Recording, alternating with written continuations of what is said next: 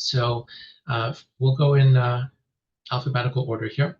Character refers to a person or animal who takes part in a story.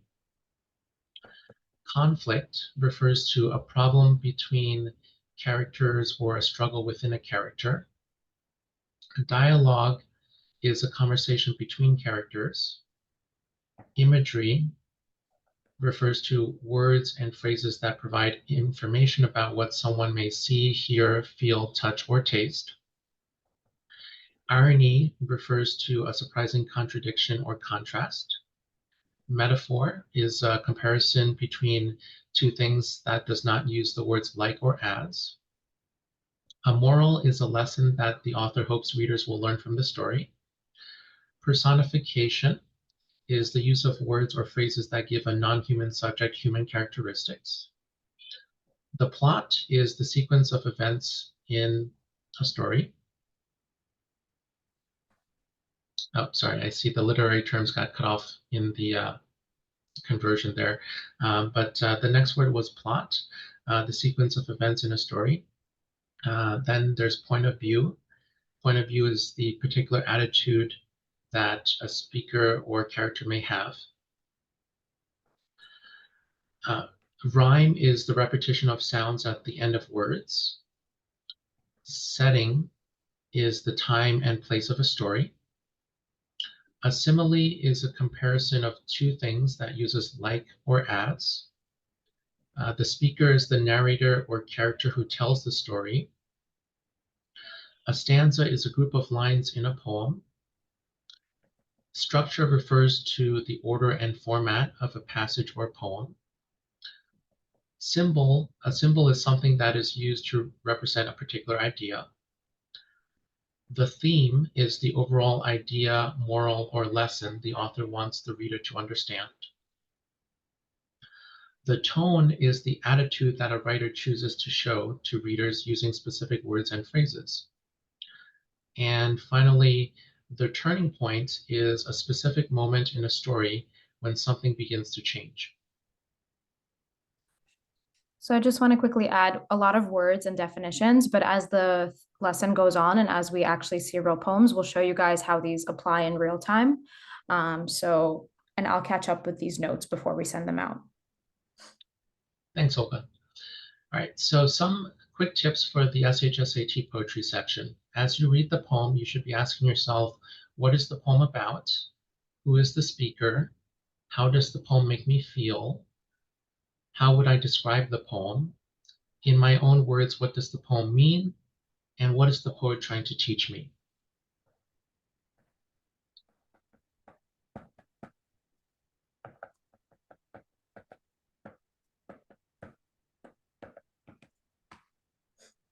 All right, so as promised, we are going to be talking about a specific poem tonight.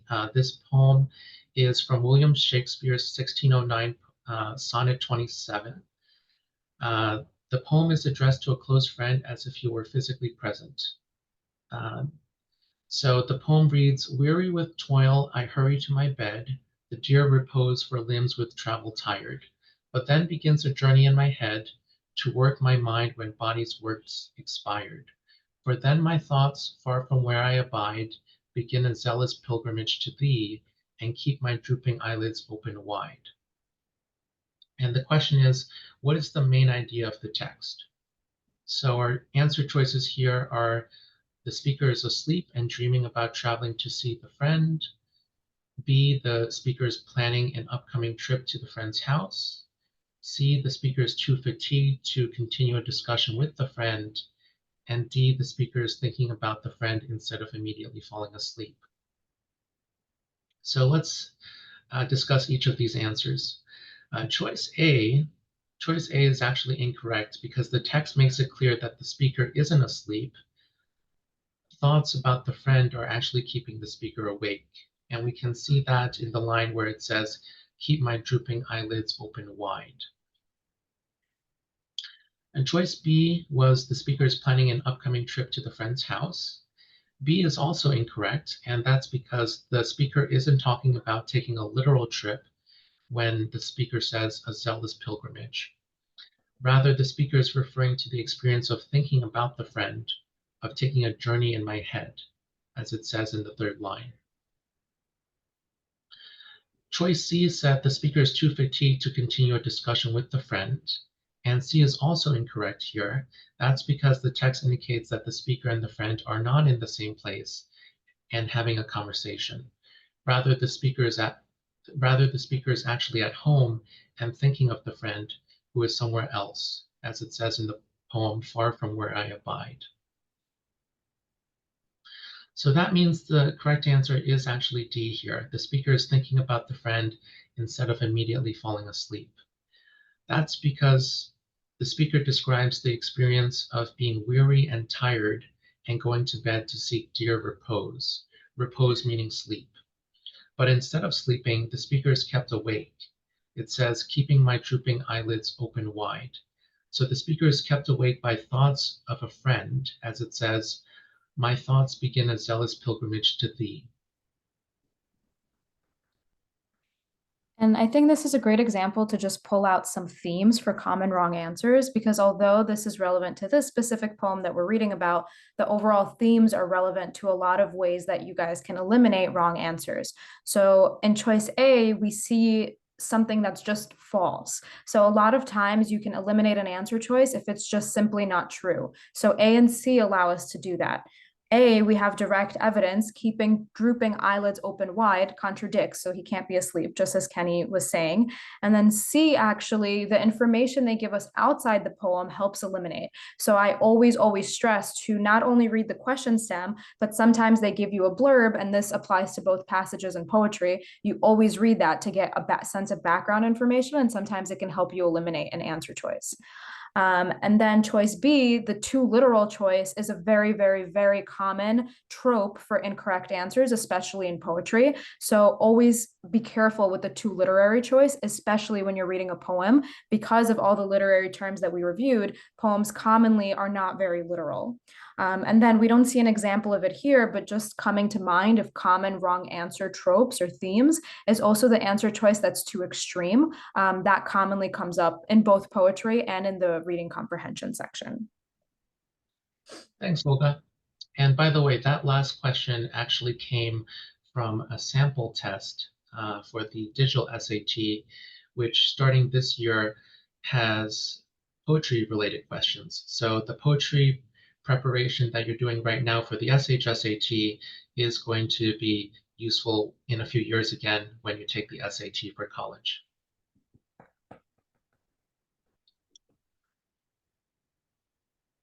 So some common item stems, and what I mean by item stems are types of questions that you could see on the SHSAT poetry section.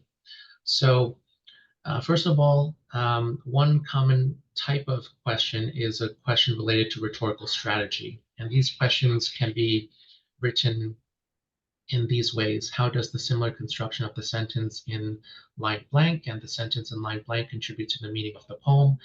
How do the lines contribute to the development of a central idea of the poem?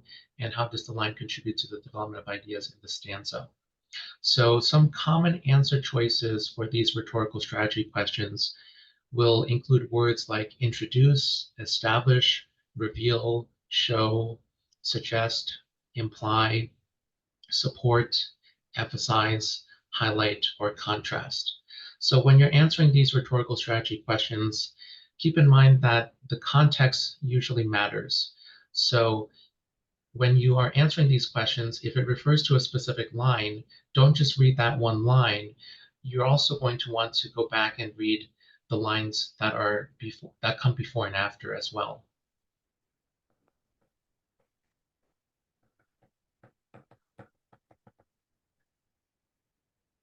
All right, so continuation of those rhetorical strategy types of questions. You could also see questions that are in this format where it says, how does isolating the word blank in line blank affect the meaning of the poem? How does the poet develop the points of view of the blank and the blank? Read line blank and blank from the poem, and the parallel structure of those the two lines does so and so. So when you're answering these sort of questions, always go back to the poem and find evidence that you can use to eliminate the incorrect answer choices, as well as to help you confirm the correct answer. You'll want to look for literary devices such as personification. The correct answer will probably be something the poet actually does throughout the poem. And make sure to read the entire answer choice. Remember that if any part of an answer is incorrect, then that means the entire answer choice is also incorrect.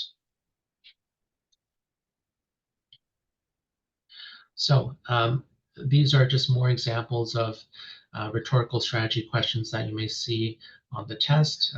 For example, how did the details in the blank stanza contribute to the development of the theme of the poem? How did the lines help convey the speaker's point of view? What is the purpose of the repeated words blank in lines blank and blank? And what impact does the phrase blank in line blank have in the poem? So when you're answering these sort of questions, you should look for details that fit a common theme. Keep in mind that the wrong answers will not be supported by the poem and may use extreme language. So you want to avoid answer choices that use words like always, only, best, worst, never. Those are usually red flags, and those indicate answer choices that you want to avoid.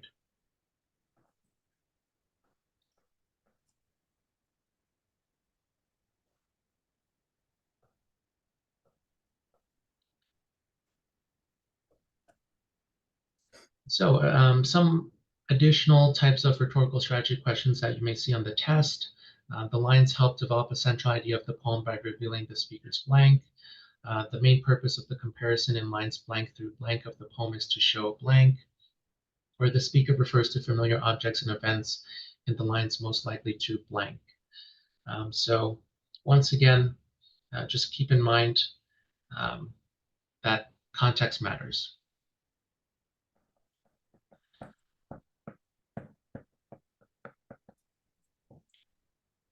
So another common type of question that you could see on the test has to do with figurative language. And these sort of questions can be phrased in these ways.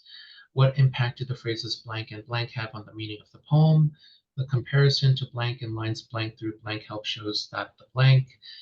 The personification in these concluding lines of the poem suggests that the blank are actually blank. The comparison in lines blank through blank of the poem is used to convey such and such, or the imagery in the lines reveals that the speaker blank. So the next common type of question that you'll see on the test is literal comprehension questions. For these literal comprehension questions, they could be phrased in the ways that you see there.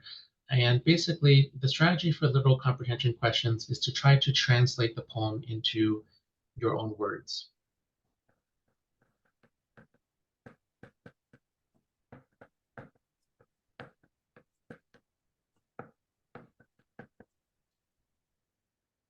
And these are just more examples of literal comprehension questions that you may see on the test. And they can be phrased in all of these ways. Instead of looking for what may seem to be a good answer, your strategy should be to look for reasons to eliminate the wrong answers. Remember, there's always going to be a reason, at least according to the test writers, why all the wrong answers are wrong. And sometimes that could be a better strategy than trying to justify to yourself why the right answer is, why the answer that you think is the answer is actually correct. Also, keep in mind that wrong answers are often misinterpretations of the poem, especially for these literal comprehension questions. So you may also see questions that ask for supporting evidence. These questions could be phrased as you see on the screen there, which line from the poem best supports the idea that blank, or which detail from the poem reflects the speaker's view that blank, or read lines blank through blank from the poem, and which of the following supports what is implied in these lines. So questions like these, questions like the first two that you see there, can actually help you to understand the poem.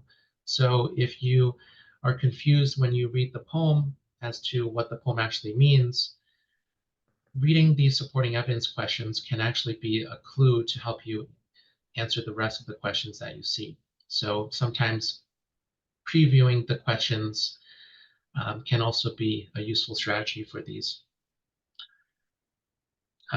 Now, the answer choices for these supporting evidence questions will always be quotes from the poem. So your goal when answering those supporting evidence questions should be also to understand what each quote means, and of course, make sure that your final answer is actually relevant to the idea that you're trying to support.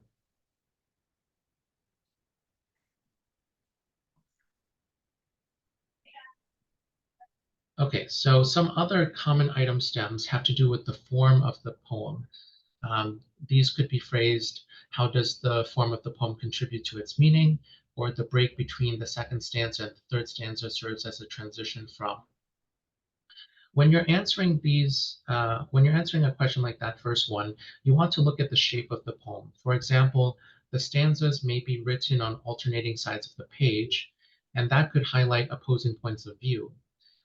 Additionally, creative line spacing could also be used to remind the reader of the shape of a particular object or animal. For transition-related questions, you also want to make sure you understand the ideas that come before or after the transition. And you may also see poems that refer to the use of italics. Italics can indicate the extremity of a characteristic of a particular word being italicized. So I'd like to refer you to some resources to prepare you for the poetry that you'll see on the SHSAT. First of all, you want to make sure that you have used all of the official SHSAT practice tests going back to the 2018-2019 school year. It was during the SHSAT administration of 2018 that poetry started to be tested on the exam. So you can find all of the official practice tests just by doing a quick Google search. My website, styprep.nyc, has a directory of them. And also, I'd like to refer you to Kweller Prep's SHSAT Poetry Workbook, which I authored a few years ago. And as I mentioned, I'm sure many of you have seen it before. Lastly, I'd also like to mention that the digital SAT practice tests have poetry-related questions as well that you can use for practice. And I'm going to go ahead and put the file that contains those poetry practice questions in the chat so you can access 15 more practice questions that were designed by the College Board that will also be relevant for you as well.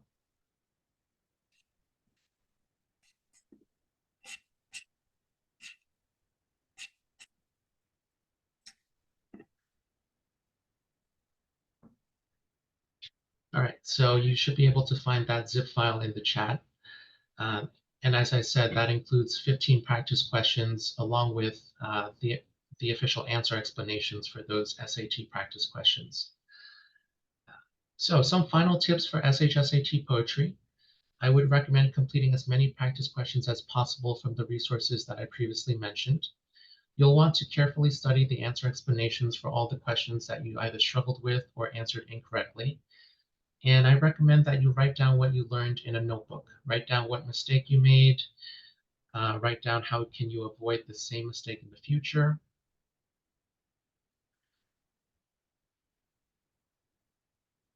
So lastly, if you want to reach out to me, you can find me online. My website is kennytan.nyc.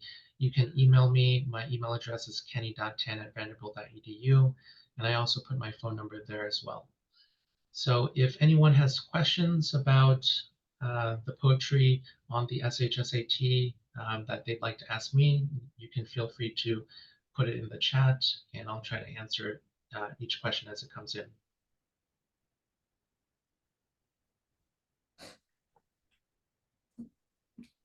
Penny, thank you so much for being our amazing book author. We have the SHSAT Poetry Guide. It's part of the Kweller Prep course. The students get it for free in the course. We also provide the Poetry Guide separately sold on Amazon. So those of you who didn't do the Kweller, I believe it's a summer program, it is a separate guide that you can purchase. Kenny, it's so incredible that you're helping us and you're helping all these students. We're so lucky. Kenny, without further ado, thank you for this time and energy. We're going to switch now. Olga's going to go through the questions. And we just want to all say this was an extremely helpful overview. Olga is now going to take over, and she's going to very much focus on just more of a question by question review. So Olga, let's shift gears, okay? And Kenny, thank you again. Thank you. All right, go ahead. So Kenny, thank you. Thank you so much. All right, My I'm gonna go pleasure. back on Thank you. mute. All right, everybody, let's transition, take a big stretch. We're about a fourth of the way done with our webinar, so I'm really excited to continue. I want to focus on strategy building because I know we're kind of at the tail end of you guys studying. So I want to give an overview of strategies that are specific to poetry questions, and a lot of it is also relevant to reading comprehension. And then we'll work through an actual poem together to see how do we now apply these strategies, how do we apply all these new terms that we went over today, how do we apply the question structures that we reviewed to actually figuring out which choices we can eliminate and how to optimize our performance on the exam. Okay, so the way that I think about poem strategies is I divide it into 4 big things, or really 3 big things that all the words that we've mentioned already. So the very first thing that I do whenever I see a poem is I just look at the poem. So like we were talking about in the question, a lot of the questions ask you about the form or the structure or the rhyming scheme. So to me, that's kind of the first thing that you see when you open up your test and you see a poem. So poem strategies. And the very first thing that I want you guys to just ingrain in your mind, and it's kind of natural, right? You see the poem and you just see what it looks like. Number 1 is form, structure, and rhythm. So like Kenny was alluding to, and as you guys probably know from your practice, poems can look very different from one another. So the classic poem shape that we see is just, like this. There's some lines, they're grouped together in a stanza. There's some more lines and they're grouped together as a stanza. Sometimes we see strange shapes. So there's a very famous poem about a slithering snake that is on one of the SHSAT released exams that some of you guys may be familiar with. And it's very classic. And you see these shapes. And right away, before I even know what I'm reading about, you're like, oh, that's curious, right? You don't see a shape like that all the time. So automatically you're thinking, why is it that shape? So in poetry, things are very intentional. Authors choose when to put line breaks. Authors choose when to capitalize things, when to italicize things. And grammar, which we haven't mentioned yet, is a really big way that authors can use to communicate, right? If I put a period in the middle of the line, that signifies something, right? The author wants me to pause in the middle of the line. If I have every single stanza, is 4 lines, and then all of a sudden the stanzas become 2 lines, that's an intentional change. So any change in structure light bulb should be going on in your head, and you should think, what is the author trying to signify? What are they trying to hint? If they're changing the structure, most likely there's a turning point there. Something is changing in the meaning of the poem, and it's a big hint to you to look for that change and find that turning point, find that context in that change of structure. And then the last kind of picture I want to leave you guys with is the one that Kenny was mentioning, which is also we commonly see where the stanzas are going on alternating sides. So that usually signifies, 2 people communicating with like opposing views, which is why they're on opposite sides. So I chatted a lot, so I'm going to take a second for us to write it all down and sort of do a big review of all the words that I just said, and then we'll see this sort of in action. And I know that we always record and we send the notes, but I'm really, really, really hoping that everybody has their notebooks out and is taking notes, because there are studies on this, right? If you put things into writing, they get crystallized in your mind in a different way, and it's more likely to go into your long-term memory. So it's extremely important that you guys take notes as I'm speaking, as I'm writing, because it's a form of studying. You get the information, you're listening to me, you get the information visually, and then you really encode it in your brain by writing it down. So we're kind of hitting you with all your sensory directions to make sure the information is sticking. So let's review everything that I just verbally said. So we're gonna look at the shape of the poem, obviously. Things to pay attention to include line breaks, include length of stanzas, include italics, include capitalization, right? So what are the normal things that we capitalize? That is not something that we would really focus on, right? For example, I capitalize my name, right? That's normal. I capitalize New York City. That's normal. This is what we refer to in grammar as proper nouns, right? This is not what I'm telling you guys to pay attention to, right? I would expect everybody to capitalize names, to capitalize cities. That's not something special. What's special is if you notice capitalizing something like son or capitalizing something like mother.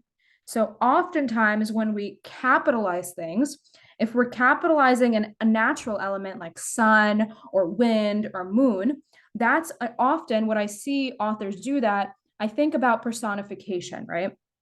Because by capitalizing a natural element, we're giving it a name the way that we would give, people a name. So that's a form of personification commonly. Another way of thinking about capitalization is for like emphasis or for elevating importance, right? Capitalization can signify that somebody is like important in some way or something is important in some way. So I always look at capitalization with poetry. We always should look for punctuation. Again, you don't look for your regular comma, like I'm not interested in that. But if there's a period in the middle of the line, that's suspicious, right? I want to know, why did the author choose to put a period and start a new thought and make me pause in the middle of the line? What are they trying for, what do they want me to notice? So we look for any breaks, so any weird periods, commas, anything that would signify. A lot of times we also see dashes as a break. So all of those things are very important in poetry, and they're all hints to you guys. And then finally, we also alluded to looking at rhyming schemes. So rhyming schemes, the reason they're important is also for you guys to find a pattern or a change. The change in the pattern will always signify a turning point. So if you notice that like every 2 lines have been rhyming the whole poem, and then all of a sudden something switches, that's something that I want you guys to pay attention to and to think what changed, right? So any change equals turning point. That's like you have to figure out, oops, sorry. Any change for you means turning point. So this is like us going over the big first theme of everything that we've been talking about with Kenny. Everything related to form, structure, and rhythm. And to me, this is like step 1, like the basics, right? Because when you read the poem, you don't have to use too much of your analytical skills to see if things rhyme. And you don't have to like think too hard or too analytically to just notice the shape. So these are like kind of your first line defenses of things that you can do quickly and efficiently when you are exposed to a new poem on this exam on test day. Okay, so what's the second kind of line of defense, right? Like what do we do after we look at the form, structure, rhythm, and kind of get through the easier picture?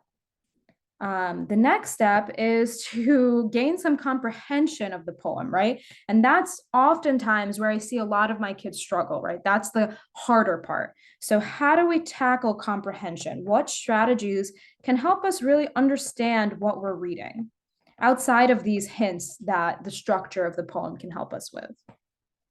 What can we do about comprehension? So the first thing that I always teach is look at the title and the blurb. Again, the title is for a reason, right? It's intentional. Whether I call the poem something very obvious, where that's just like the topic of the poem or not, I pick the title for a reason and it's relevant for some reason. So I always, always, always teach my students to start with the title plus blurb. And what that does for me is it can give me the topic, main idea, right? That's the best case scenario. If the topic of the poem is just the title, that made my job easy and is going to help me answer all the main idea questions later on. But it also provides background context. And sometimes that helps us with a question, which is what we saw in the example that Kenny shared. So some of these things seem obvious, but they really go a long way. And a lot of students forget to do these basics and they jump into the poem and they get all nervous and they're like, what does all this mean? But you always want to think back to this lesson and address the exam systematically. So you see a poem and you're like, okay, what did Olga say? Or what was the Kweller Prep webinar about? Let me just take a look at what the poem looks like, right? Let me take a look at how it rhymes. Let me take a look at what changes. Let me read the title and the blurb. And before you know it, you're doing these steps in this systematic, stepwise fashion. And before you know it, you got through the poem. So a lot of it is also just repetition of going like systems based, because then you don't miss things. And then you have the same strategy for anything that you tackle. Okay, so title and blurb gives us some idea. Next thing that I teach students to look at is the point of view, right? So we saw this literary term on Kenny's list, but what does that actually mean? What that means and what you have to answer is who is actually speaking, right? Like who is telling me this poem? Who is speaking me this poem? Who is actually speaking? So how do we figure that out? What helps me figure this out is pronouns, right? Pronouns are your best friend to figure out if the poem is being told from my point of view. If I'm telling you a personal poem, the pronouns that I'm going to use are obviously going to be from the first person. So it's going to be words like I, me, my, we, right? This is what we call personal pronouns. And this kind of sets a different tone. If you see a poem with personal pronouns like I, me, my, we, you're thinking about a narrative, right? You're thinking about a narrator who is going to tell you their own personal story. And what that means is that I can only tell you about how something made me feel, right? I can't tell you about how something made Francis feel or Kenny feel. I can only give you my point of view. So that's really helpful for you to understand point of view, for you to understand tone and mood, because all of that can just come from me as a narrator. And usually in my experience, these poems are much more emotionally charged, right? Because people have emotions. And if I'm telling you a personal narrative story and it's written in a poem versus a prose, that's a lot more emotional. That's a lot more kind of literary. You would expect to see a lot of personification and imagery in those kinds of poems. And that's very different than what we see when we see third person pronouns. And those types of pronouns are like he, she, they. That's a part, that's less personal. And usually what we see in these cases is we have an omniscient narrator. So what does that mean, right? That's a fancy word, omniscient. Omniscient means we have an outside narrator that knows everything about everyone. So they know they're inside my head, they're inside Francis's head, they're inside your head. And those poems are a lot more neutral. So they're not as emotionally charged, right? So what that does is it helps you have an idea of what the right answer when you're asked for mood questions can be. I'm going to pick much more neutral words for the mood when I'm dealing with this kind of poem with the third person pronouns. And I'm going to be much more comfortable picking more emotionally charged words or adjectives for the mood when I read a narrative poem. Just themes of what makes sense, right? These are not always, but these are themes that you start noticing when you do a lot of practice and you have a lot of experience. So that leads perfectly into the next thing that helps us understand poems and helps us with comprehension. And that is connotation. This is huge. So a lot of times poems are difficult to understand. And that's why, in literary analysis, poems can be interpreted in many different ways, but we need to do well on an exam, right? So we don't need, to write a whole dissertation and fully understand this poem and argue what our interpretation is. We need a systematic way to get to the right answer. So connotation really helps with that. So a connotation is a meaning of a word that is implied, and it is separate from its literal dictionary definition. So let me take a second to write down that definition.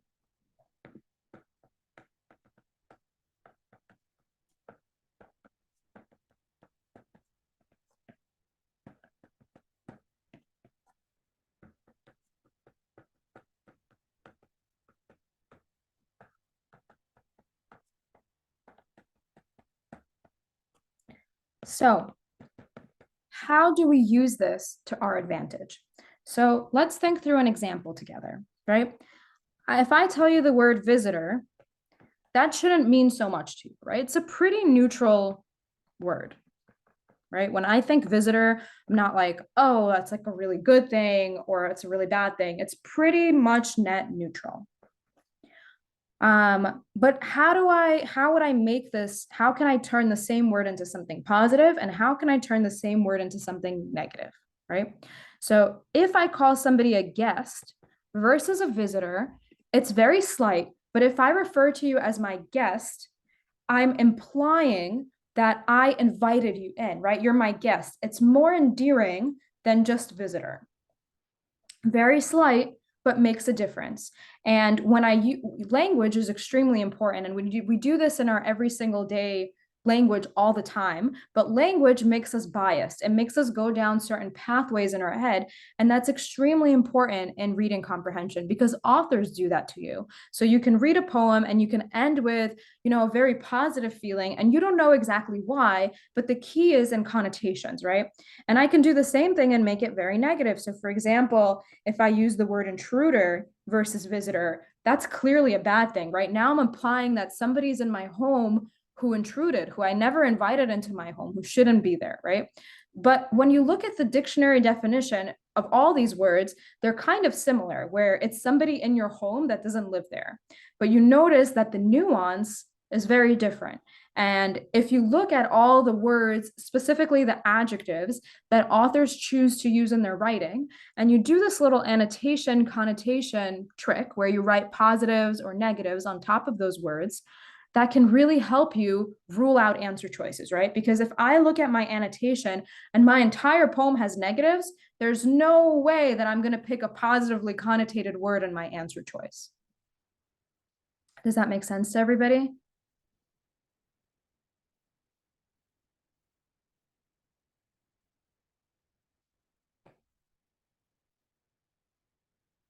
Okay.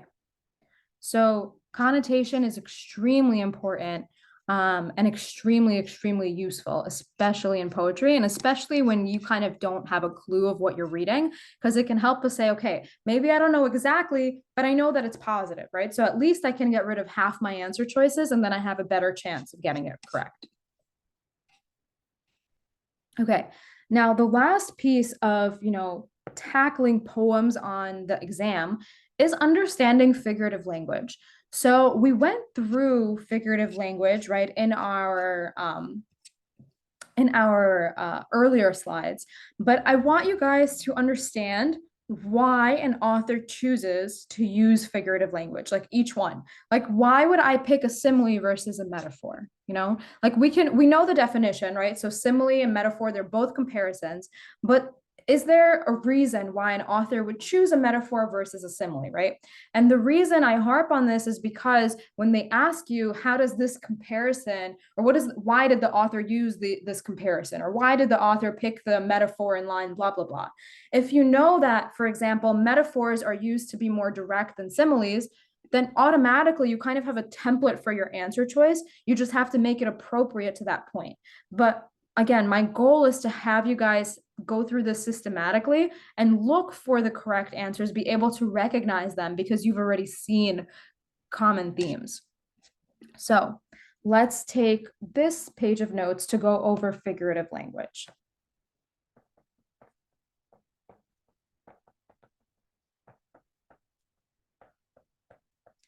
So we went over what a simile is. So I want everybody to think back in their head to Kenny's definition and think about what a simile is before I put the actual, definition on our note page, just for some active recall, to again help these, connections get solidified in your guys' brain. So I already gave it a little bit away that similes and metaphors, they're both comparison. So it's a comparison between, the key thing between a simile and a metaphor is that simile uses like or as. So it's a comparison using the words like or as. Versus down here, we can talk about metaphors. And again, the primary difference between them is that a metaphor is a comparison without using like or as.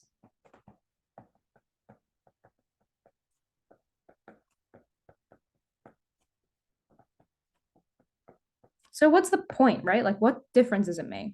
When would you choose, if you were writing something, to use a simile, and when would you choose to use a metaphor? And I can give you guys an example of each, and then you can just think about, how do you feel after reading each one, and what's the difference? So an example of a simile can be, her smile was as bright as the sun.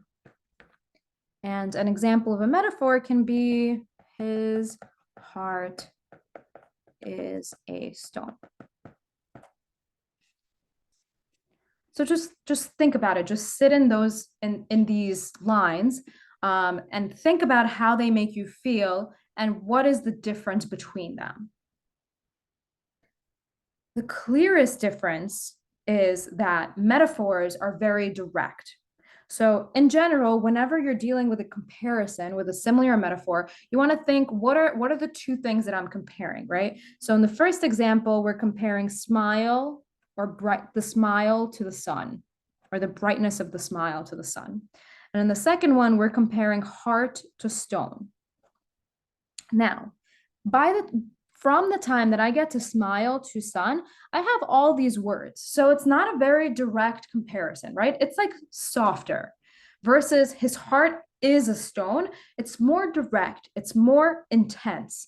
So when you're choosing simile or metaphor, you're choosing, how do you want to be like more direct and coarse in what you're saying? Do you want to be more like, his heart is a stone is more like intense, or do you want to be like softer and less intense? It depends on what your intended effect is, right? So similes create clear and relatable comparisons.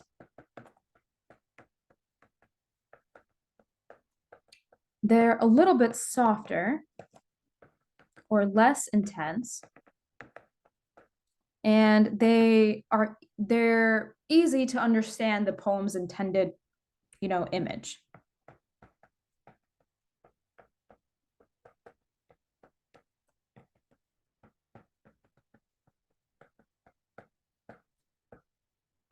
Versus metaphors, they're more direct and intense and coarse, and they create a different mood.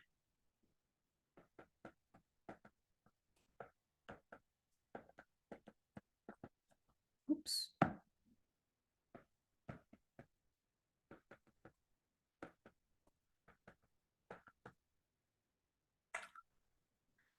And then if we just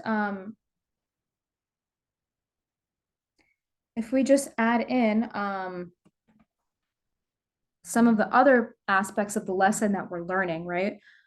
How does the word sun make you feel, right? Like, even if I draw a picture of the sun, or just thinking of the sun, right? If I ask you words that are associated with it, I would get a bunch of positively connotated words, right? We think about the sun, we think about summer vacation, we think about warmth. It's all good feelings, right? So obviously one part of the comparison is like, we're trying to say that she's smiling like big and bright and shiny, right? Part of the comparison is somewhat literal, but another part of the comparison is giving me all these, happy, fuzzy feelings that I associate with the sun. So the first line is very, very positively connotated, right? Even though we're not using a positive adjective, right? We're just choosing a word like sun, but that's creating an image that usually most people would associate with something positive, versus something really different is happening in the second example. His heart is a stone. And again, imagine just visualizing, like a gray stone. It's like bleh, stone, right? It's cold. I think of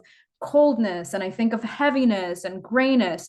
And just with that image, the connotation that is in my mind is a lot more negative. So this is a very simple way of showing how authors create these sensations in us in very basic terms, and how the figurative language, like what component it adds to this. Okay, so I'm gonna do this not with every single word that we went over, but with just a few more, 4 more that are very common and I think are very useful, and you guys will be able to apply them to different poems. So the next one that I want to talk about is personification. So again, gonna give you guys a second to actively recall in your brain, what is personification again? And think through an example and think, why would an author use personification? What goal in a poem, what's the purpose of personification? So personification attributes human-like qualities to non-human objects.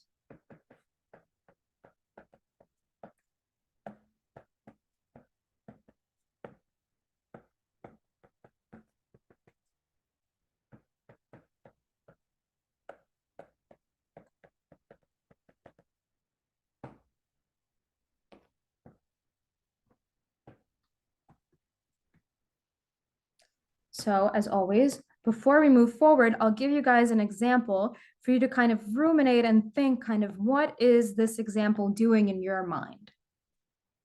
So the wind whispered through the trees.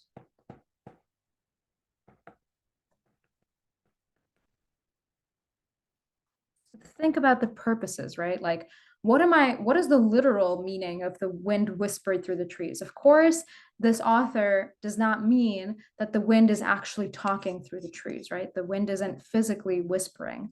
But I guess the idea is we're trying to think about like the leaves ruffling and that sensation. So very oftentimes I see personification in natural elements. That's a very common theme that you guys will see. So what it does is it gives life often to natural elements. And what that does is it makes non-human things more relatable.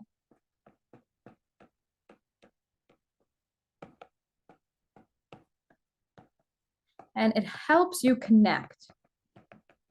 Right? That's really the purpose of using something like personification, is establishing a connection, right? Especially like with the wind, with these forces of nature, the thought of like Mother Earth, right? Like, why do we call Earth Mother Earth? We're personifying the Earth, right? We care about our mother. So that's a way for you to automatically care about the Earth, right? Instead of saying the leaves shook, the wind whispered through the trees is a much more poetic and relatable. I feel more connected to those elements of nature when we speak about them in these personification tropes. Okay, jumping to the next one, which is hyperbole. So hyperbole is a little bit more rare, so I'm not sure if all of you guys know what that means. Hyperbole is an over-exaggeration.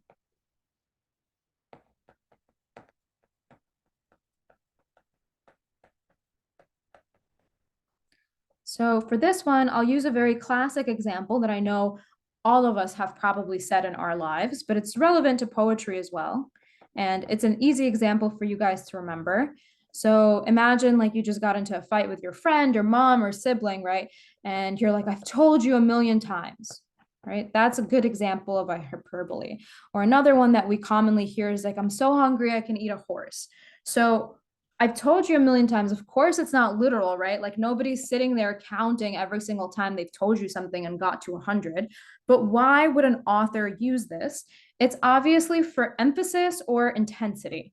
right? And that's the same reason you would use it, right? You're emphasizing, like, I told you this a bunch of times, like, why don't you get it, right? You're trying to magnify the feeling or situation, right? Because you're annoyed or because you want to draw attention to something. So that's the same reason that an author would choose to use a hyperbole in their poetry. So magnify feeling or situation, draw attention. So again, when you see a hyperbole in lines and the question is asking you, why are these lines there? Or how are these lines contribute to the main idea? And you see like this from our notes, the words that you should look for in the answer choice are words like to emphasize, to intensify, to bring attention to magnify, right? So the words in the notes are not accidental. We're establishing these words so that you recognize them in the correct answers. Okay. The next one is a fancy word that I always misspell, onomatopoeia. Onomatopoeia. I think I got that right. So who knows what onomatopoeia is? And can think of some examples. So onomatopoeia are words that imitate or mimic sounds that they describe.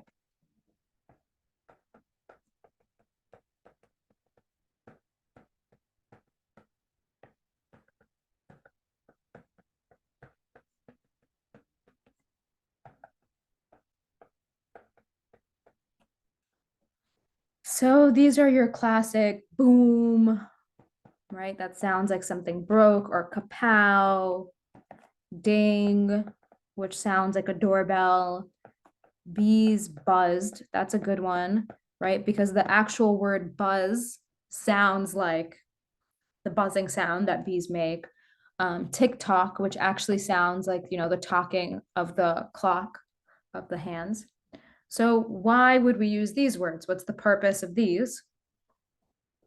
This point brings sensory experiences to life, right? So it bridges, right? When we think about imagery, the point is to make us feel like we're there and our five senses are, you know, there and we're experiencing whatever the author is describing. So using onomatopoeia is one way to do that. So it brings sensory experiences of life and it allows readers to hear and experience sounds in the poem. So it's a form of imagery, but for your ears.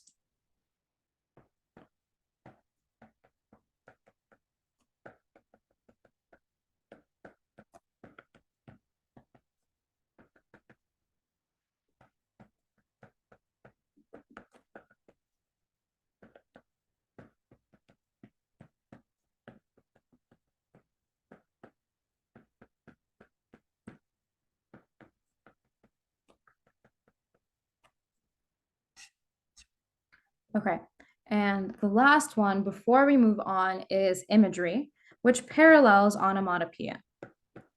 And imagery. Everyone, I just want to remind you it's 7 o'clock right now. If those of you need to use the bathroom, go use it quickly. We are not going to take a break. Is that fair, Olga? Yes, we're not taking a break.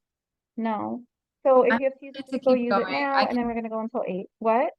I said I'm happy to keep going without a Yeah, break. we're gonna go. If you guys have to use the bathroom, go use it, but we're just gonna keep going, okay? Because we're gonna stop like 7:40-ish, 7:45, and then you can type questions that you have into the chat, okay? Full speed ahead. Bye. Okay, so imagery. We just talked about, you know, hearing sounds and making you feel like you're there and you can hear.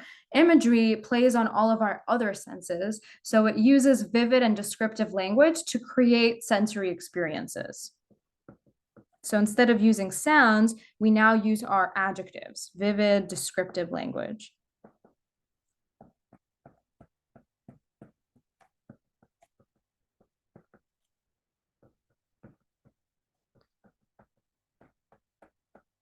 So an example of that can be the aroma of freshly baked bread overcame my nose. And again, the goal of this is to, same goals as here, right? To bring those experiences to life, to play on the five senses, right? Instead of saying the bread smelled good, aroma of freshly baked bread, I'm thinking about like a bakery and a nice fluffy loaf of bread. And I'm thinking about, you know, the smell particles traveling from the air and up my nose. It's much more sensory. It makes me like more buy into what the reader is saying. And that's the point of the descriptive language. Okay, the last component of really good comprehension of poetry before we look at an actual poem together is transition words, right? Which we also mentioned in Kenny's slides earlier. But I just want to take a second to review, right? I don't want to spend time on going over every single transition word because there's a lot of them, but I think that it is important for you guys to classify transition words in your mind. So there are different types of transition words, and it's really important that you can kind of sort of classify them, right? So if we create a sort of table, think through the kind of words that you guys know, right? Like broadly, we have words that signify addition, right? We've got words that signify contrast or comparison. We have words that signify cause and effect. We have words that signify the end of something, right? Conclusion. We have words that signify emphasis, and so on, right? There's a lot of these categories, but these are the big ones that I want you guys to think through. And when you come across a transition word, I want you to sort of try to put it in a category. And transition words are words that you should notice because they help you, right? They help you make connections between the different lines. They help you, they prep you, right? If you see a word like however or but, you're kind of prepared that, oh, the author is about to switch gears, right? Like whatever they were telling me now, something different is about to come. So that's something it's supposed to help you understand. Versus if you see a word like similarly, you're like, oh, okay, this is more of the same, right? I'm still supporting the same thought process. Addition adds to your points, right? So if you see words like also or furthermore or moreover, you would categorize them all together.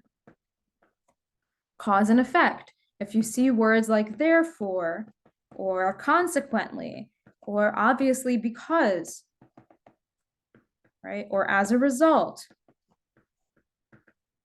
And if you notice that in the context, then the question asks you the relationship between the two lines, the transition word just gave you that relationship, right? So a lot of times it's right in front of you, you just have to notice it. Conclusion words, finally, right? Sometimes it's really obvious, in conclusion. Or to summarize or to end, right? To conclude. Emphasis, right? This is a big one. Of course. Above all. Without a doubt. Especially, right?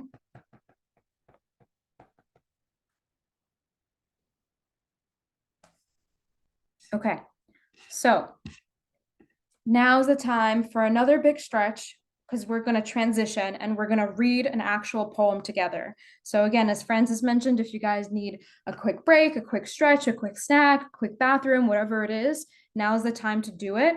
If anybody has questions, you guys can ask really quickly. Again, these are kind of my basics to understanding poetry. 3 big domains: form, structure, and rhythm. That's 1. Number 2 is comprehension. And then number 3 is figurative language. With those 3 big domains, if you're comfortable with those, then you should really be able to get through any poem that the SHSAT throws at you. Okay? Okay, so without further ado, I have a sample poem for us. So I want to leave it up for a second so everybody can look at it and start applying the strategies that we talked about, right? So think about the 3 domains we went over and think about the types of question stems that Kenny went over. Think about what am I going to tell you to do, right, before I do it. So I'm going to give everybody sort of 3 minutes to regroup, look at your notes, look at what you wrote down, and start applying it to this poem, and then we'll do it together. Just 3 minutes, or even 2 minutes, right? Just to get like your brain flowing, so I don't give you all the answers, so you guys start applying.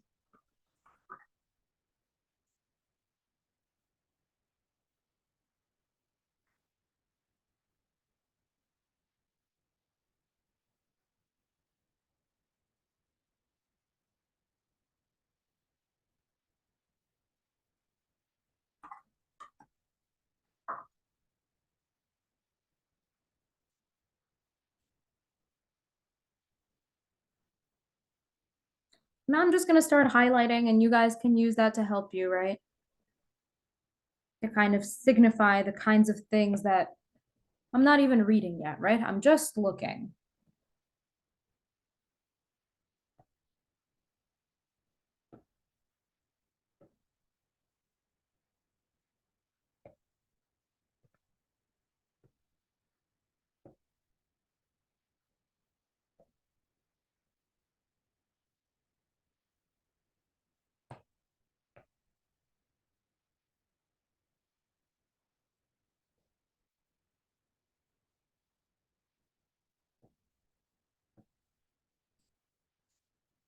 Giving you guys a lot of hints, right, with my highlights, right? So the first thing we're going to do is we're just going to look at the poem. And what I notice is I have 3 clear stanzas, right? That should be obvious to everybody looking at this poem right now. You guys see a clear line break here and a clear line break here, right? So I've got 3 full stanzas, and they're all different lengths, right? So that's interesting and uncommon. So we see the first stanza is 8 lines, the next stanza is a bit longer. It looks like it's about 12 lines. And then the last one is very short, 2 lines. One thing that I noticed right away. Then I see some line breaks, right? In the second stanza, there's some weird things happening where there's some lines that only have 2 words in them, and then there's a big break. So automatically in my head, I'm like, why? So I want to take a look at that, right? Why is that happening? Next thing is I see these dashes. Again, why? So I'm gonna think about that as I'm reading the poem. I'm gonna try to connect the meaning of what is the poet talking about to those dashes. And then you notice a transition in pronouns, right? Like whoever is writing this, right, does not use a personal pronoun until the very end. In the last stanza, we have, so I've burned books, right? So without even knowing anything, it seems like something is definitely changing in the last stanza, right? I have the structure to prove it. I have a change in pronouns and an introduction to something personal.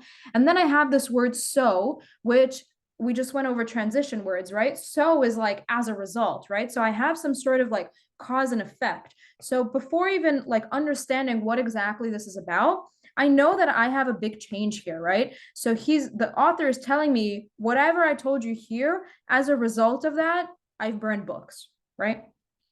Very general, right? I haven't even read anything yet, but I have some understanding of what's going to happen in my poem just by kind of looking, just by skimming, for looking for the right words, right? Looking for pronouns, looking for transition words, and just looking at structure.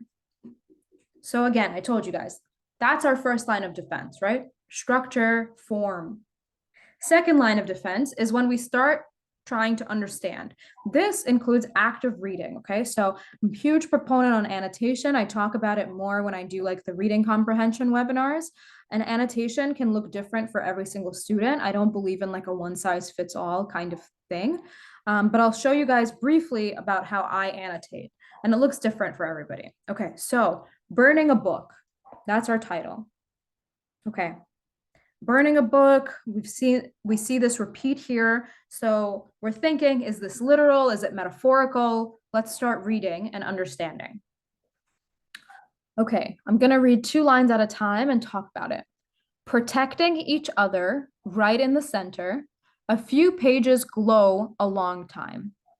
Okay, so in the context of the title, burning a book, and now I have pages, right? We can presume that this is pages in a book, right? This is how title gives us context.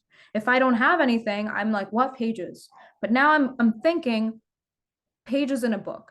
And in the context of burning, Glow should make you guys think that the pages are on fire, right? The pages are burning. So right away, the title is helping us understand the first two lines.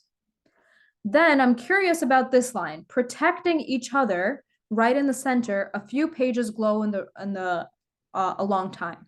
So who is protecting each other? Who is right in the center, or what? What what is the first line actually talking about? So protecting each other, it's the pages, right? So we have right away in our first line, we have some personification, right? Because pages cannot literally protect each other, right? They're pages, they're not trying to protect each other. They don't have emotions or feelings or, conscious thoughts or actions, but the author personifies the pages in this book. And protecting each other. Now, if I want to throw in what we learned about connotation, would you guys say that protection is a positive word, a negative word, a neutral word? To me, it's more positive, right? Okay, so we got through the first line. Then we have the cover goes first, then outer leaves curling away, then spine and a scattering. So again, it's in the context of the title being called Burning a Book. When I think about what that means, the cover goes first. I'm presuming that the cover is going to get burned first. Then the outer leaves. So what are these leaves? Are we talking about the leaves that are on the ground now because it's October and fall time? What leaves? So in the context, what could the leaves be? My guess is that the leaves are probably like the outside pages, right? And this is the cover of the book. And then the leaves curling away, I'm getting a visual picture of the outside pages literally like curling away and falling. Then spine and a scattering, right? So I'm getting the image of pages scattering because they're being burned.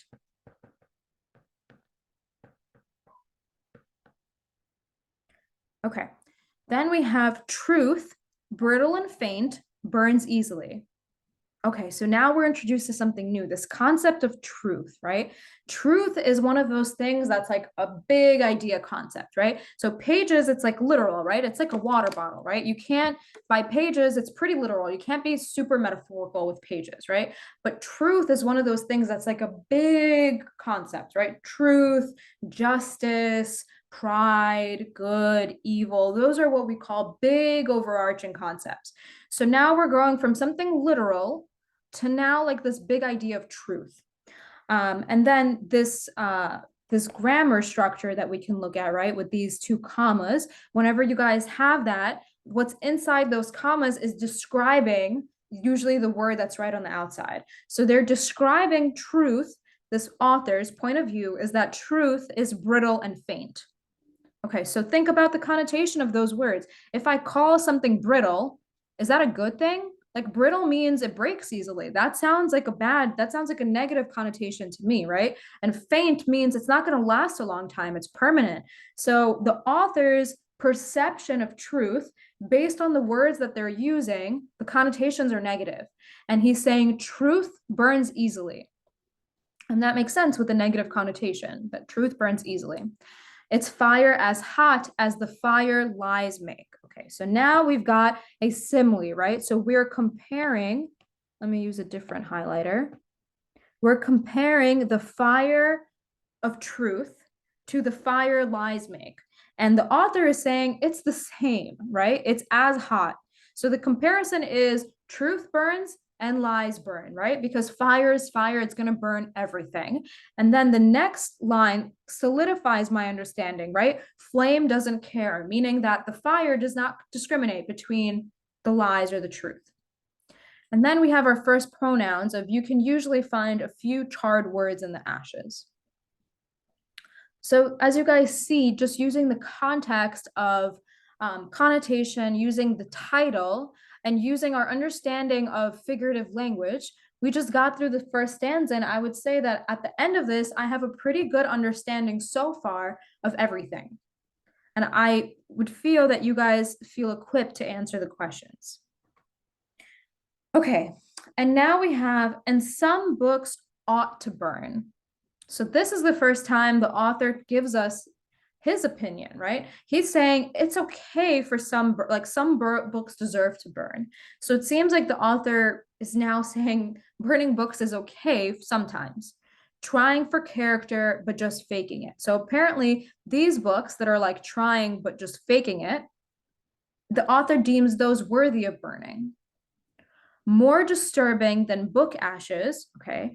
So more disturbing than book ashes. Ashes happen after the books are burned. So what the author is saying is, I'm about to tell you something that I think is even worse than burning books. And that is whole libraries that no one got around to writing. He's saying even worse than burning books is just like not thinking of the idea or not writing the idea. So he's alluding to like either censorship or just like lack of lack of creative thought and publishing, right? So even worse than burning existing books is like not writing them at all, not publishing books at all. And notice this big break, right? I told you that we should think about these big breaks, right? That no one got around to writing. So he's telling us something that's even more disturbing. He's putting a break. I think the purpose of that break is for really like extreme emphasis. And then again, we have this dash, right? So for a bigger break, more emphasis, desolate towns, right? Again, desolate. What kind of connotation do you guys think of desolate? I think of empty. I think of nothing is there. That's very negative. Desolate towns, miles of unthought. That's an interesting word, unthought, right? Lack of thought, lack of creative ideas that we came up with ourselves before we even saw that word. And cities. And the terrorized, again, connotation, terrorized, clearly that's a negative connotation. Countryside, where wild dogs, again, wild dogs. Am I thinking of like cute puppies that are like super friendly and happy? No, I'm thinking wild dogs. Again, a negative connotation. Own anything that move. Okay. If a book isn't written, no one needs to burn it. Ignorance can dance in the absence of fire. So again, this concept of if we don't even write a book, then we don't even have to burn it. So the author is repeating, right? Repetition is another really important thing in poetry because that helps us understand what the theme is. So he's repeating that if we don't even write a book, then we don't have to burn it. So that's the bigger sin. That's worse to him. And then we have ignorance, right? So ignorance to me is similar to truth. It's this big concept. And ignorance can dance. Again, we have personification. That's not literary. Like ignorance isn't actually, dancing the tango. So what is the author meaning? That means ignorance can thrive even without fire. Even if we're not burning books, we can still be ignorant of ideas. Okay. And now finally we get to this kind of like cause and effect, right? So because of everything that he just told us about his thoughts about burning books and his ideas of truth and his ideas of ignorance, and what's even worse than burning is not even thinking about certain ideas and documenting them. He says, because of that, so I've burned books. And there are many I haven't even written and nobody has.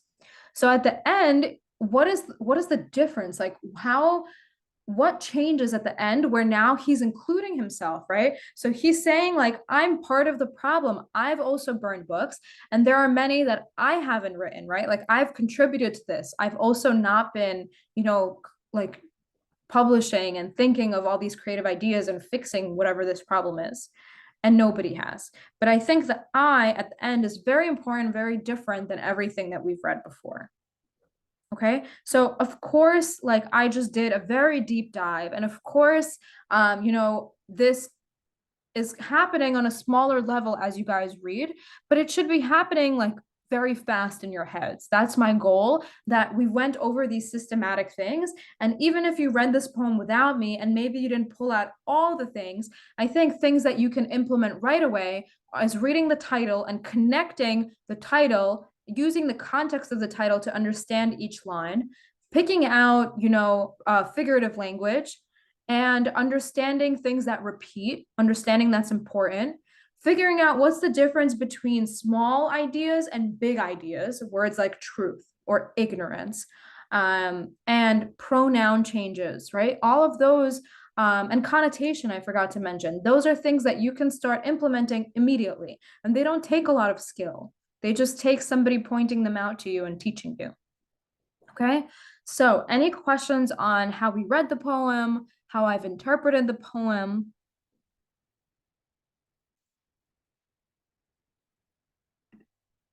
Okay, so let's get to the questions. We'll go through the questions. I think there's like not 10 of them.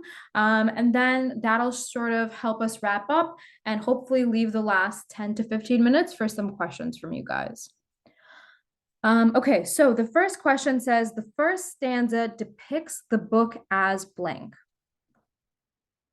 So it's directly telling us where to go back to. So the strategy for this, it tells you, so what you're going to go is you're going to go back to first stanza, right? Because it's asking you about the first stanza. So that means I don't care how the book is depicted in the second or third stanza. It's directing me to look at the first stanza. So go back to first stanza.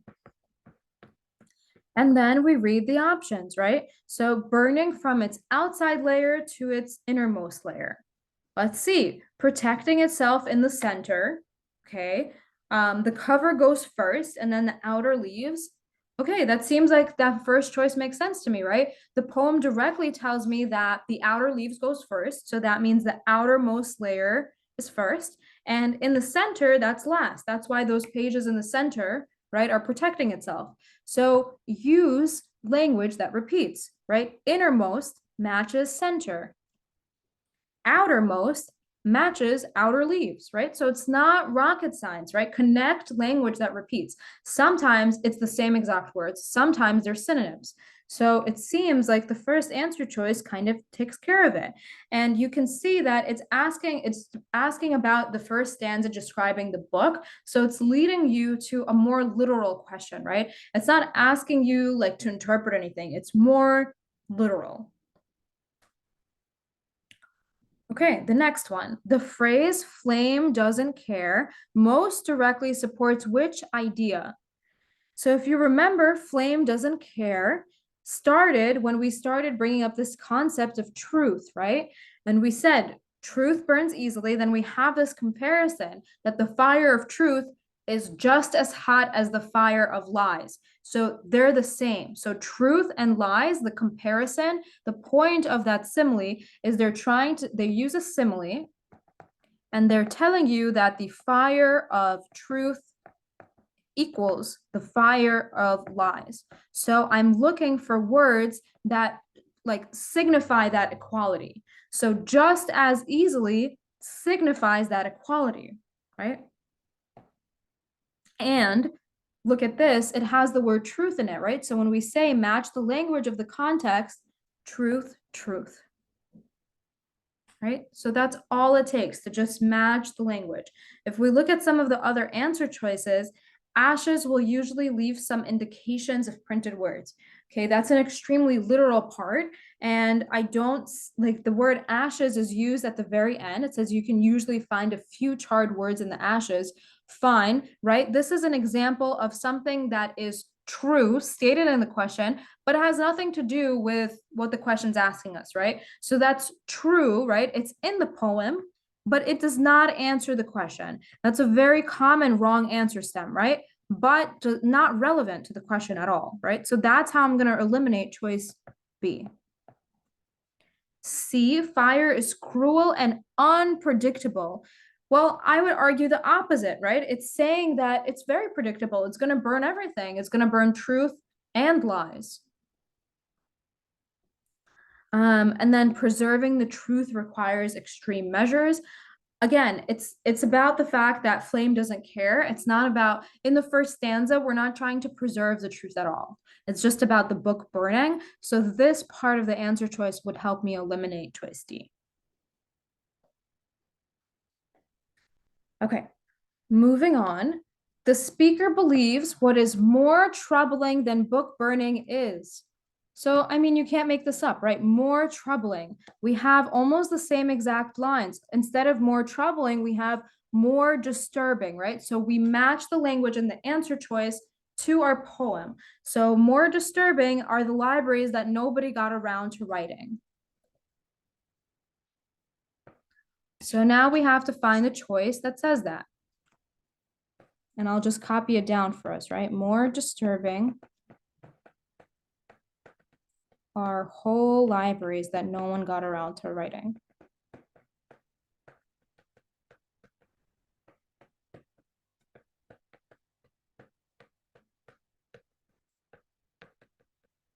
So match the choice, right? So which choice says that? People refusing to write certain books, right? No one got around to writing. Again, the goal, and I'm going to write this in nice big letters for us in purple or pink, whatever this is, match language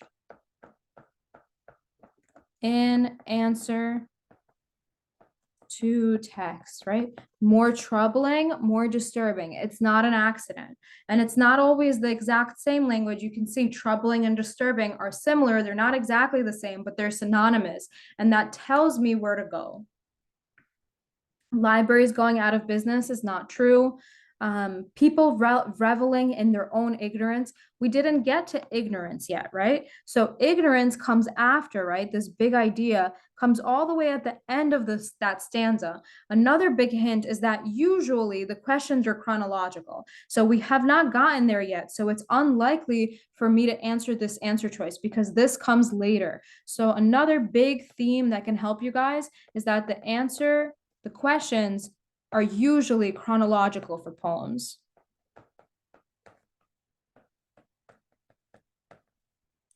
And again, the destruction of innovative ideas, he says even worse than destroying, right? Even worse than book burning is blah, blah, blah. So it's not D.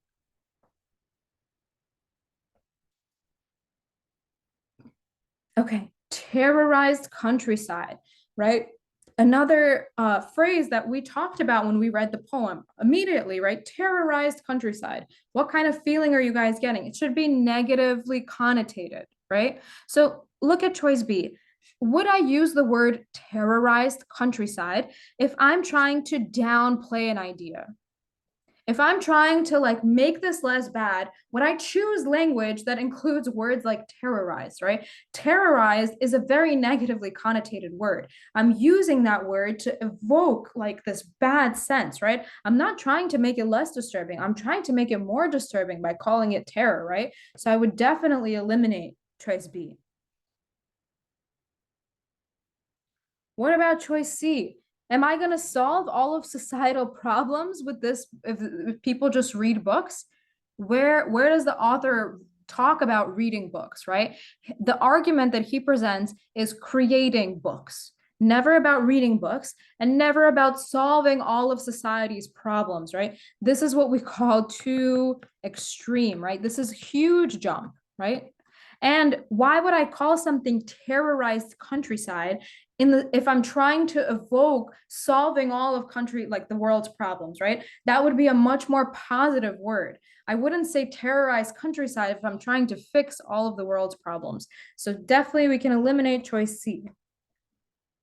The best answer here is exemplify a type of place where ignorance is prevalent, right?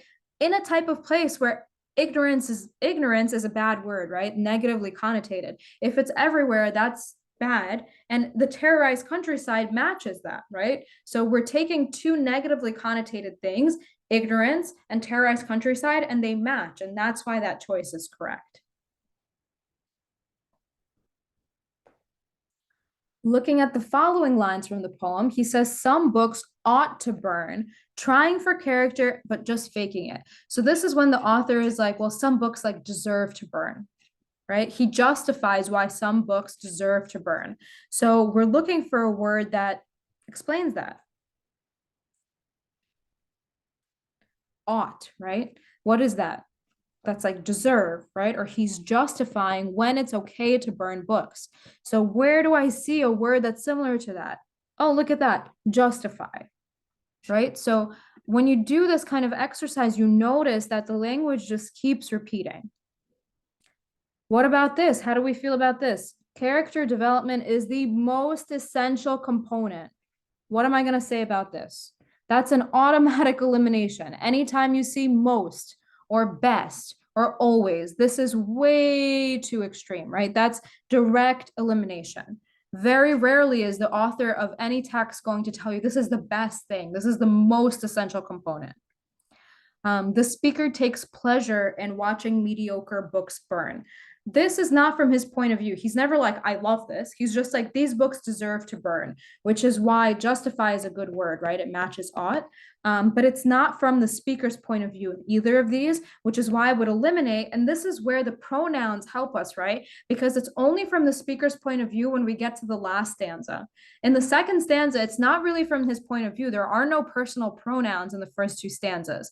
So because of that, we can easily eliminate C and D just using like our understanding of pronouns and when the author begins to use personal pronouns.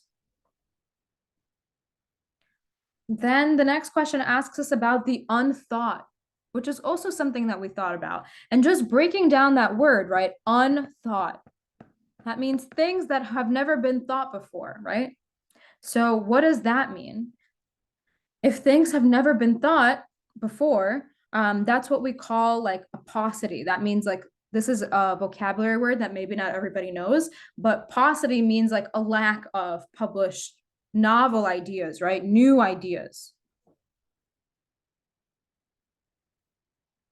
And again, even if you don't know that language, we can eliminate all the other words, all the other choices by going back to when we talk about the unthought, right? So he says miles of unthought in cities. And this is all in the context of him saying the whole libraries that no one got around to writing, right? So that's in that context, miles of whole libraries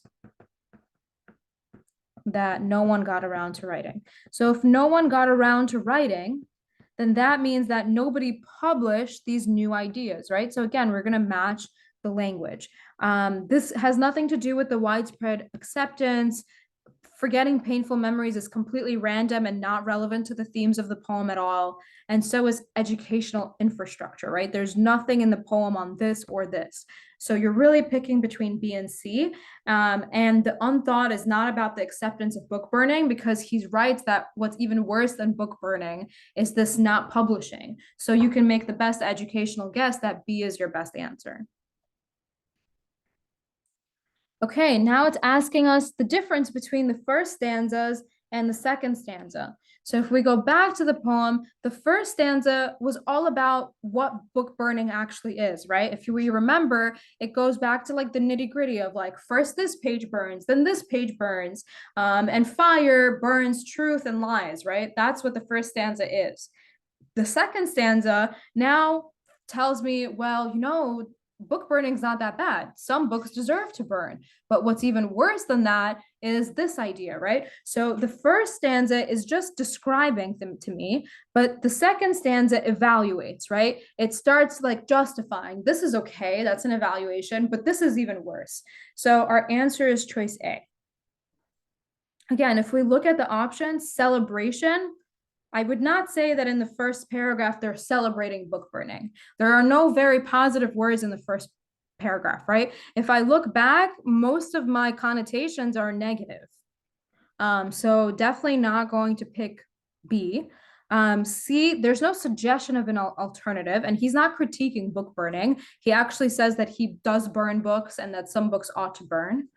And then D, lamentation of a problem. Again, he doesn't tell us that it's a problem, and he doesn't describe what are all the different causes of book burning later, so we can eliminate that. Next, ignorance can dance in the absence of fire. And this is line 20. So now we're at the end of the second stanza, right? So the point of him saying that is that even if we don't burn books, we can still be ignorant. So explains why the speaker opposes the practice of book burning. What am I going to say? This is directly not true, right? Because he says, I've burned books. So he doesn't directly oppose that practice, right? We can get rid of that. It downplays the ability of fire to destroy the written word. I wouldn't say so. It just says that, sure, fire can burn books, but we can have ignorance even without fire. So I would eliminate that. The next one, it reveals a consequence of a practice that the speaker believes is problematic. Sure, and that practice is just not publishing or not writing. And then D, too much knowledge is not conducive to a festive atmosphere. This is what we call too literal, right? By festive, they're playing on the idea that we're like dancing and having fun, but that's way too literal in this context. It's not an actual festival dance type of thing. Okay, the last two. In the final stanza, what is the speaker doing? The final stanza, we have personal pronouns, right? That's the biggest change. And we have the transition word that shows us some cause and effect, right? And what he does is he says, so I've burned books, right? So I'm part of this problem. So his own contribution and just looking at the pronouns, right? His own, right? That's what I mean by personal pronoun. So that's why the correct answer here is choice A. What am I going to say about B? Full responsibility, way too extreme, right? That's the same thing as saying all, full. That's a word that we would definitely avoid. Urges the reader to write down original problems or ask the reader to forgive them. Neither of those is true. There's no reference to the reader, right? If I wanted to reference the reader, the pronoun that I would choose is you. But there's no reference to the leader. He's saying I. So I'm looking for an answer choice that has personal pronouns. And finally, what is fire symbolic of? When we burn books, what are we doing? Fire burns truth, right? That's what he tells us. Fire burns truth. So truth, we can relate that to information. And censorship is like a negative word, which is what this whole poem is talking about. All right, guys, so we did it. We went through a bunch of notes, we went through strategies, and then we really dissected this poem and saw how all those strategies, question types come into play, okay? So I wanna give everybody a moment to sort of relax. And as Francis said, in the last 20 minutes, I'm extremely open to any questions that you guys have. And the chat is open for those questions at this time. And if there's anything that you want me to go back to and explain more, I'm happy to do that at this time.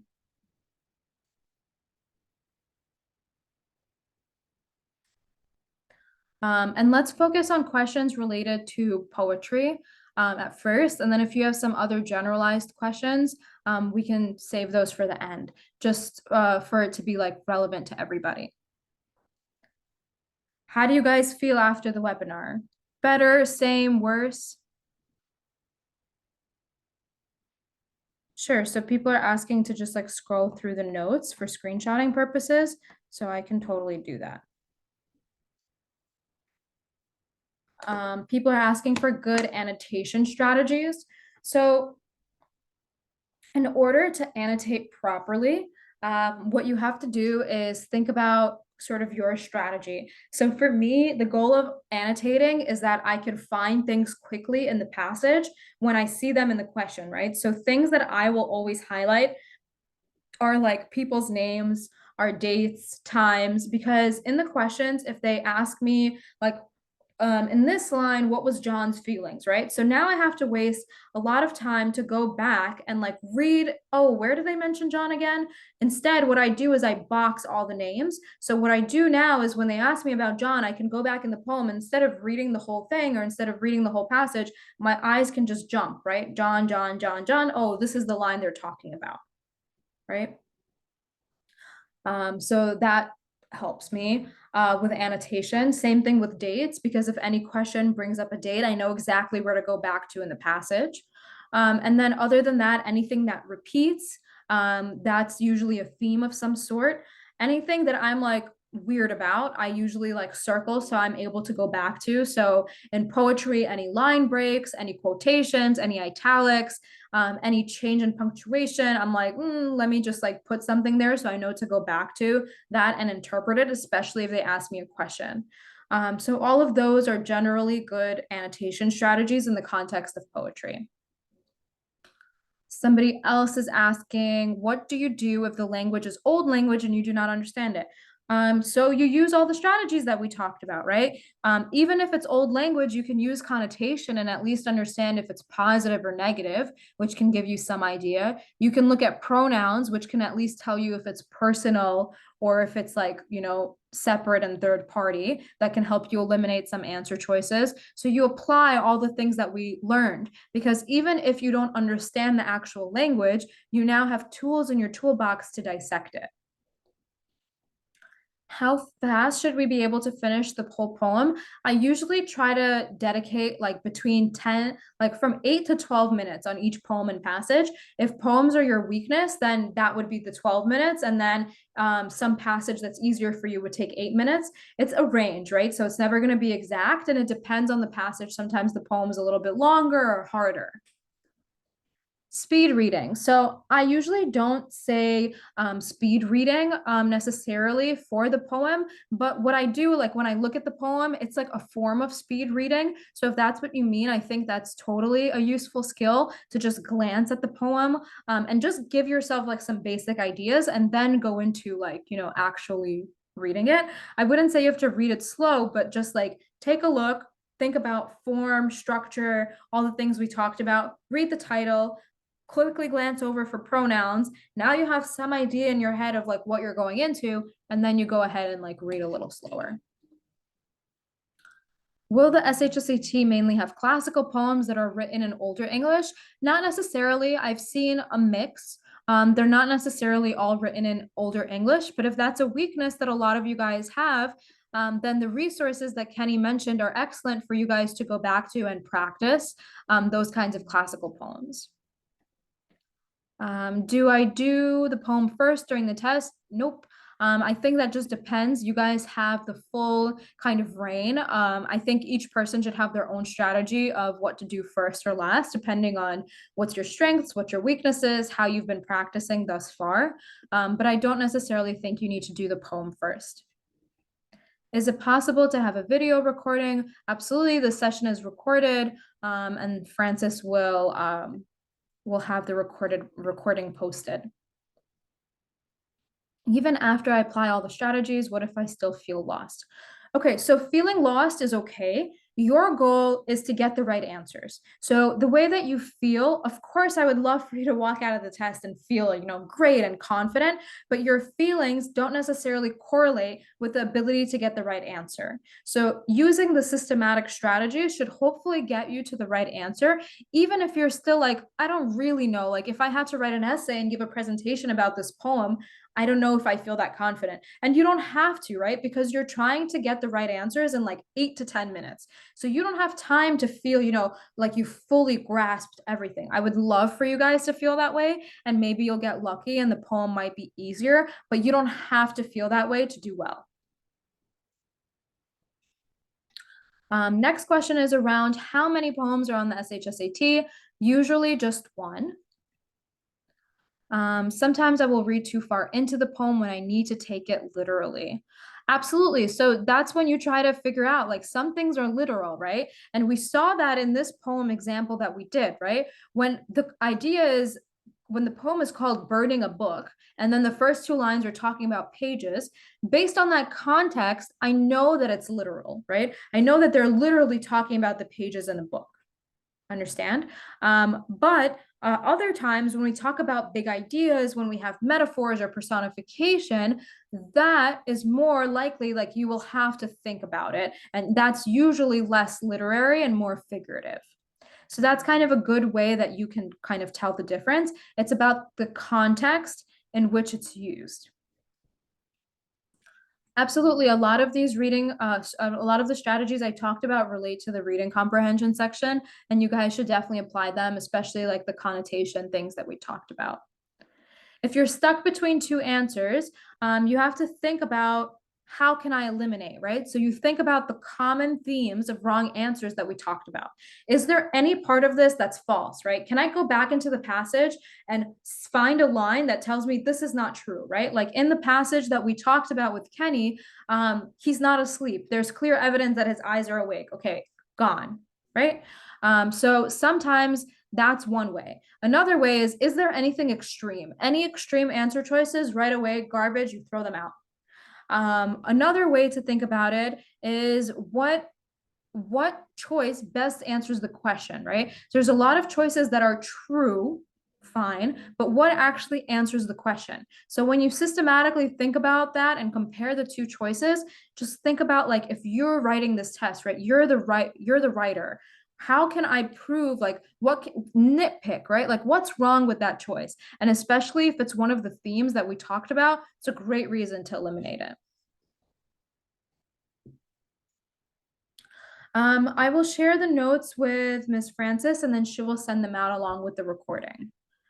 If you tend to spend too much time on a passage, you have to move yourselves along. So oftentimes I advocate for my students to have a clock or a timer going, so you can kind of pace yourself and you have to force yourself to move on. Especially if you know that that's your tendency as you go into the exam, you kind of have to push yourself to move on.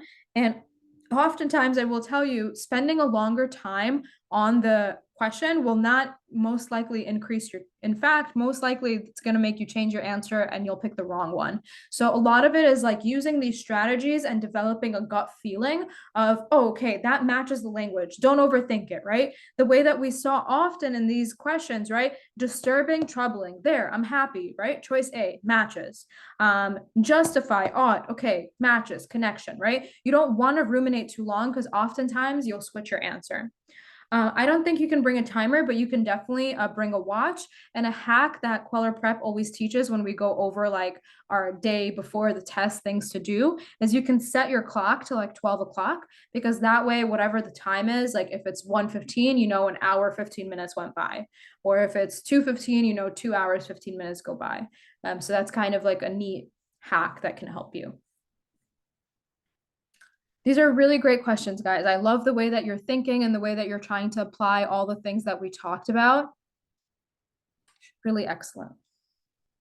There should be a clock in every single test room, but I don't like relying on it. What if you're sitting in the back? What if you can't see the clock?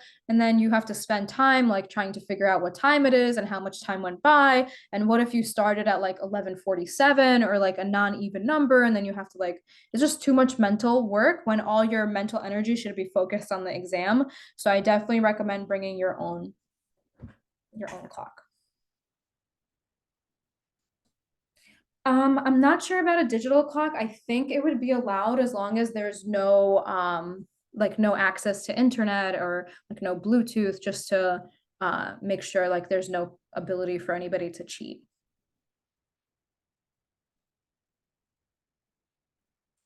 So what if the poem is very wordy and has a lot of words you're not familiar with? So usually vocabulary is definitely part of the exam, but usually they won't put a lot of like a lot of higher vocab words. I usually don't see them use more than like between 2 to 5. So either way, there should be some words that are appropriate to you and words that you understand to develop some sort of connotation. And then the other thing that helps is context. So the words surrounding the word that you're unfamiliar with can help you figure out the context of that word. And then a lot of times, sometimes students forget to look at the bottom. They actually define the words for you. Not always, but sometimes they provide definitions. So always look if there's any asterisks or numbers. Sometimes they define the words for you.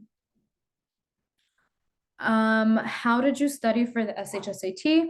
I studied in the same way that you guys are studying. So a lot of practice questions, a lot of exposure. Just like Kenny was saying, it's extremely important for you to think about every single question. And even if you got it right, you want to think, how did I get this question right? Why did I get this question right? And I would be very meticulous and I would write out, I got the choice A is correct because, right? Like prove it to yourself. Pretend that you have my role and you have to do this webinar to 95 people, right? Or 100 plus people. How would you convince these 100 students that you have the right answer? And what's wrong with all the other answers? And doing that mental exercise will help you start realizing the patterns, because all the strategies that Kenny and I talk about, they're all about patterns, and being a good test taker in your life is all about pattern recognition. So because you guys are exposed to test prep early, and because we're, inundating you with these notes and strategies, we're kind of molding your brain to recognize patterns and changes. And that's really how you become an excellent test taker in general. And then the next question is, are the tests harder than the practice test? I would say that I think the Kweller Prep practice tests that we come up with are a little bit more challenging on purpose so that we challenge you guys and that you feel kind of lighter when you actually take the real exam. I think the DOE exams are pretty comparable to the practice test, but what happens is a lot of the DOE exam questions repeat from test to test. So sometimes it can feel easier because you've seen some of these questions before. So just something to consider as you're, prepping.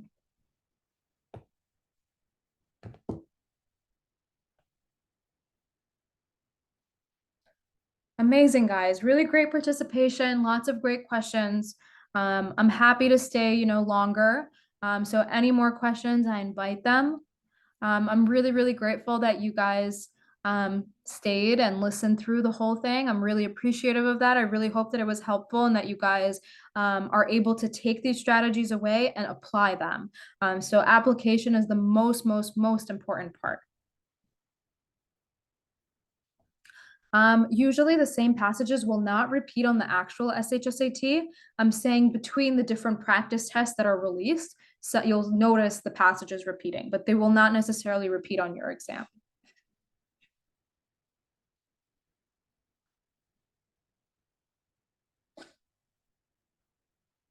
All right, I'm gonna scroll through the notes again in case anybody needs them, and just delete any extra pages that we have so your notes are nice and clear. Yeah, you guys can ask general questions now since the questions like slowed down. And we have Kenny's notes as well. Back to my welcome page.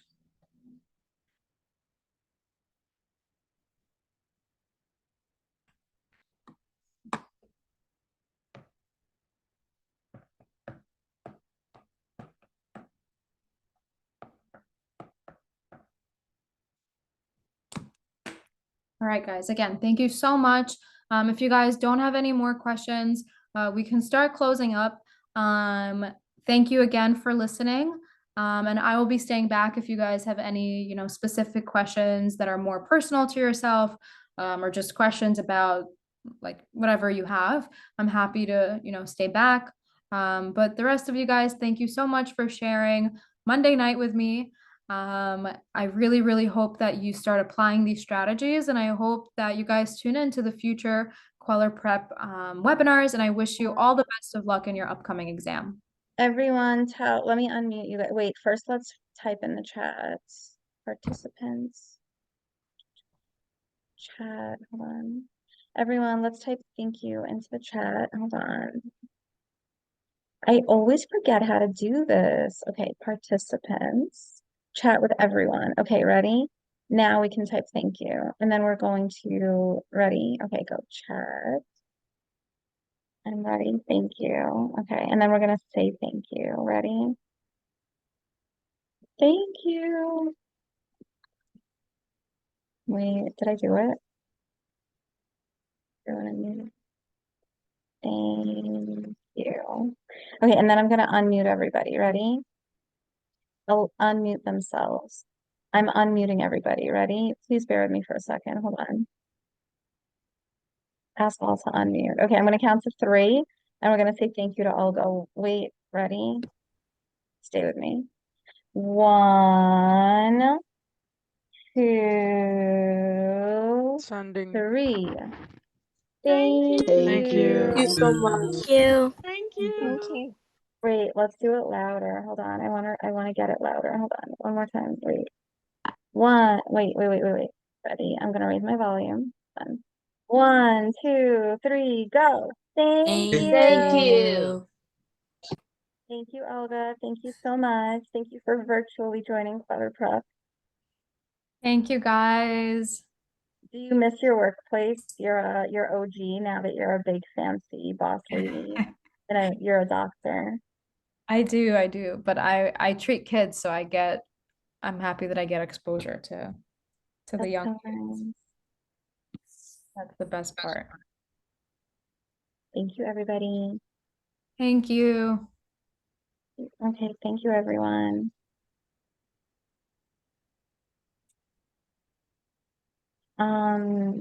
I want to message you over with scheduling.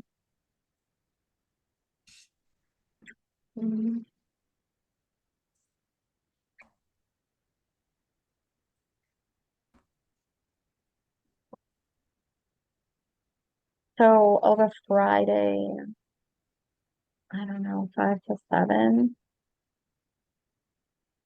Is that working? Olga, So do you hear me? yeah, I can hear you. I work until 5, so at least like 5:30 to 7:30 or 6 to 8 would be better. I mean, I could do 6 to 8.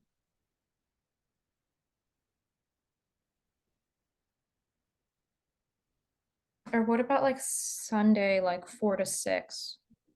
Understand.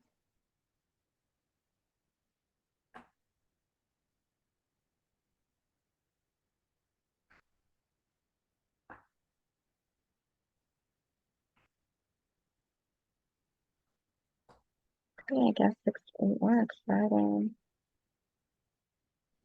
Reading, or what are we gonna do? Either reading or math. We can do reading and math, like an hour. Good. Yeah, an hour of each, yeah. We'll just do SHSAT final tips. We'll do a DOE test one. Good. Or you'll pick one. Can you just pick which one you want to do, and that's it? Yeah, sure, no problem. Okay, so most likely to yes. Let me organize. All right, I'm gonna close up the webinar. Thank Okay. you, everybody. Thank you so Bye. much. Bye, everyone. Bye-bye. Soon.